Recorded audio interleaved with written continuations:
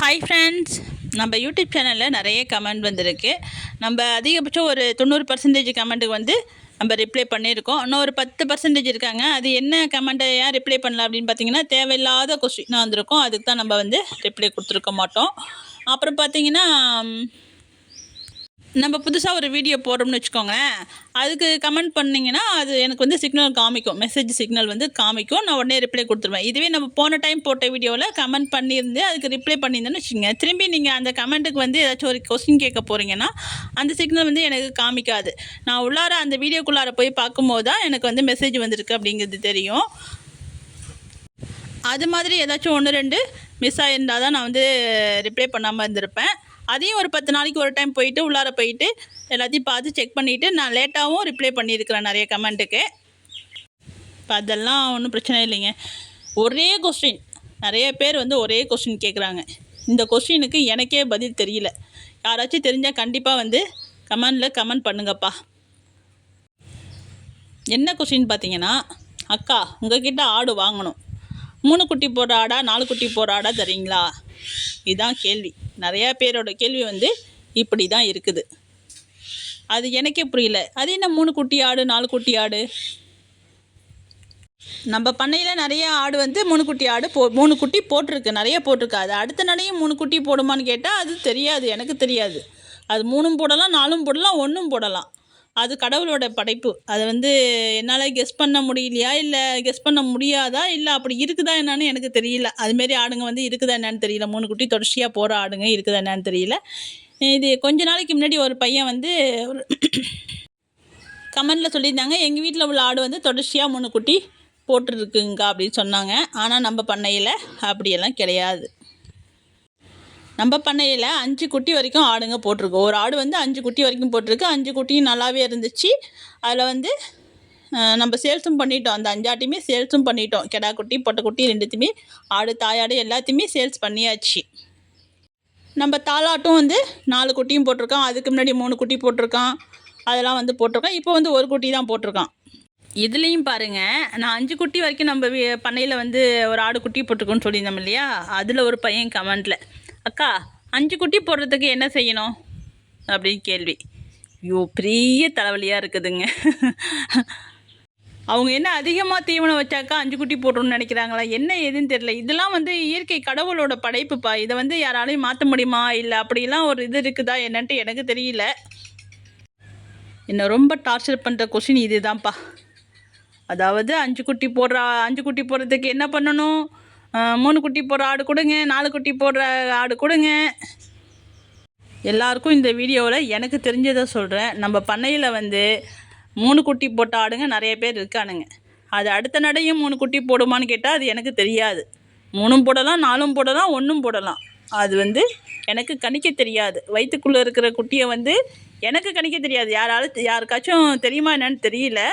அப்படி ஒரு சிம்டம்ஸு, அப்படி ஒரு அடையாளம் ஏதாச்சும் இருக்குதா என்னன்னு எனக்கு தெரியலப்பா. உண்மையாகவே எனக்கு தெரியல அதை பற்றி. ஆடுங்க வயிறை பார்த்தா அவ்வளோ பெருசுக்கு இருக்கும். நம்ம இப்போ கூட அலாட்டு ஒரு குட்டி போட்டிருப்போம் பாருங்க, அது வயிறை பார்த்தா 4 குட்டி 5 குட்டி போடுற மாதிரி இருப்பான். ஆனால் ஒரு குட்டி தான் போட்டான். நம்ம வயிற்றை பார்த்துலாம் கணக்கு பண்ண முடியாது. இது வயிற்றுக்குள்ளே வந்து இத்தனை குட்டி இருக்குன்னு கண்டிப்பாக கணக்கு பண்ண முடியாது. அப்படி வந்து கண்டுபிடிக்கலாங்கிற ஒரு இதுவும் இருந்துச்சுன்னா அதையும் கமெண்ட் பண்ணுங்கள்.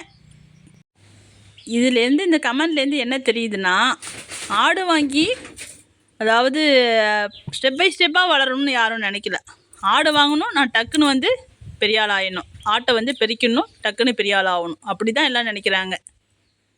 நீங்கள் ஆடு வாங்கி வளர்க்கணுன்னு ஆசைப்பட்டாக்கா ஆடு வாங்கி வளங்க.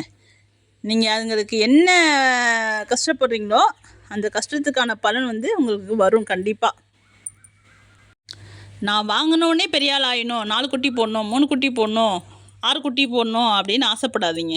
நீங்கள் வைக்கிற தீவன முறையில் அது என்ன செய்யணுமோ அது கண்டிப்பாக உங்களுக்கு செய்யும். நீங்களாம் மேம்போக்காக இந்த வீடியோவை பார்க்குறதும், இவங்க வந்து 20 ஆடு 30 ஆடு அப்படின்னு வாங்கி வந்து பண்ணையை வந்து இவ்வளோ தூரத்துக்கு வளர்த்து வச்சுருக்காங்க அப்படின்னு நினைப்பீங்க. ஆனால் புதுசாக வரவங்களுக்கு தெரியாது நம்ம எத்தனை ஆட்டுலேருந்து ஆரம்பித்தோங்கிறது. வந்து 2 ஆடு மட்டும் தான் வாங்கினேன். 2 ஆட்டுலேருந்து தான் இத்தனையும் பெருகிருக்கு. நம்ம வருஷத்துக்கு ஒரு அமௌண்ட்டுக்கு ஆடு கொடுத்துட்ருக்கோம், சரியா? நானும் வந்து டக்குன்னு 10 ஆடு வாங்கி 3 குட்டி போடுற ஆடா 4 குட்டி போடுற ஆடாலாம் வாங்கலை. எனக்கு ஆடு தேவை. நான் 2 ஆடு வாங்கினேன், அவ்வளோதான். அதுவும் சென ஆடாக வாங்கினேன், அவ்வளோதான். அது 3 குட்டி போடுமா 2 குட்டி போடுமா 4 குட்டி போடுமானா அந்த ஆராய்ச்சிலாம் நான் பண்ணலை. அதுங்களை வாங்கிட்டு வந்தாக்கா அதுங்களை வந்து எந்த ஒரு சிரமமும் இல்லாமல் வளர்க்கணும். அதான் என்னுடைய நோக்கம். கஷ்டப்படாமல் வளர்க்கணும், பட்னி இல்லாமல் வளர்க்கணுங்கிற எண்ணத்தில் தான் நான் வாங்கினேன். நான் அப்படி வாங்கின தொட்டு தான் இப்படி வந்து நான் ஆடை வந்து பெருக்கி ஒன்று ஒன்றா பெருக்கி தான் வச்சுருக்கேன். டக்குன்னு வந்து நான் ஆடு வந்து எங்கேயும் போய் கூட்டமாக கூட்டிகிட்டு வந்துடல. அதனால் படிப்படியாக வளர்கிறதுக்கு ஆசைப்படுங்க. அது உங்களோட லக்கு. 4 குட்டி போட்டால் நல்லது. 4 குட்டியும் உங்களுக்கு வளர்க்குறதுக்கு திறமை இருக்கணும். 4 குட்டி போட்டுட்டா ஆடு குட்டி போட்டுட்டா மட்டும் பத்தாது. அது 4 குட்டியும் வளர்க்கணும்ல, அந்த திறமை இருக்கணும்ல. இந்த வீடியோவை பார்க்குறவங்களோட யாரோட மனசாவது கஷ்டப்பட்டு இருந்துச்சுன்னா சாரி, மன்னிச்சிடுங்க. அப்படி யாராச்சும் ஆடு வளர்க்குறவங்க வீட்டில் தொடர்ச்சியாக எங்கள் ஆடு வந்து 3 குட்டி போடும் 4 குட்டி போடும் அப்படின்னு வளர்க்குறவங்க அப்படி இருந்துச்சுன்னா, ஆடு வந்து இருந்துச்சுன்னா நீங்கள் வந்து சேல்ஸ் பண்ணணுன்னு நினச்சிங்கன்னா உங்கள் ஊரும் டிஸ்ட்ரிக்கும் சொல்லுங்கள். வேணுங்கிறவங்க உங்களை காண்டாக்ட் பண்ணி நீங்கள் வந்து ஆடு வாங்கிக்கோங்க, நீங்கள் கொடுத்துக்கோங்க. நம்மக்கிட்ட அது மாதிரி ஆடு இல்லை. நான் எந்த நம்பிக்கையில் உங்கள்கிட்ட கொடுக்குறது? இது வந்து 3 குட்டி நான் வந்து ஈஸியாக கொடுத்துட்டு போயிடலாம், இது 3 குட்டி தான் போடும் அப்படின்ட்டு. அது ஒன்றும் பெரிய விஷயம் இல்லை. அங்கே போய் அது என்ன குட்டி போடுதுன்னு எனக்கு தெரியாது, அப்புறம் புலம்பிகிட்டு இருப்பீங்க நீங்கள். அதனால் நம்ம பண்ணையில் வந்து தொடர்ச்சியாக 3 குட்டி போடுற ஆடு இல்லை. அதான். இதை விட பெரிய கொடுமை என்னன்னா, நம்ம வேறு ஃபோன் நம்பரை வேறு கொடுத்துட்டோமா. ஃபோனில் இதே கொஸ்டின் தாங்க. ஏங்க உங்கள் வீட்டில் 3 குட்டியாக போடுதுன்னு சொல்கிறீங்களே, எப்படி போடுதுங்க, என்ன பண்ணுறீங்க, எத்தனை ஆடு வச்சுருந்தா பண்ணையாகும்? நான் வந்து 4 ஆடு வளர்க்குறேன், ஹோட்டலுக்கு கறி போடலான் இருக்கேன், அதுக்கு எத்தனை ஆடு வளர்க்கணும், அப்படி இப்படின்னு நிறைய கொஸ்டின் ஃபோனில். ஆடு வாங்குற மாதிரி இருந்தால் மட்டும் கால் பண்ணுங்கன்னு சொன்னால் தேவையில்லாத ஃபோனு, தேவையில்லாத கொஸ்டின். இவங்களெல்லாம் எப்படி சமாளிச்சுட்டு வரேன்னு மட்டும் பாருங்கள். ஐயோ கடவுளே. ஓகேப்பா, நம்ம வீடியோ பிடிச்சிருந்துச்சுன்னா லைக் பண்ணுங்கள், ஷேர் பண்ணுங்கள், கமெண்ட் பண்ணுங்கள், சப்ஸ்கிரைப் பண்ணுங்கள். அதாவது கோபம் வரும் வேலையிலே சிரிங்க அப்படின்னு சொல்லுவாங்க இல்லையா, அந்த நிலைமையில் தான் இப்போ நான் இருக்கிறேன். ஓகேப்பா, நம்ம இன்னொரு வீடியோவில் மறுபடியும் சந்திக்கலாம்.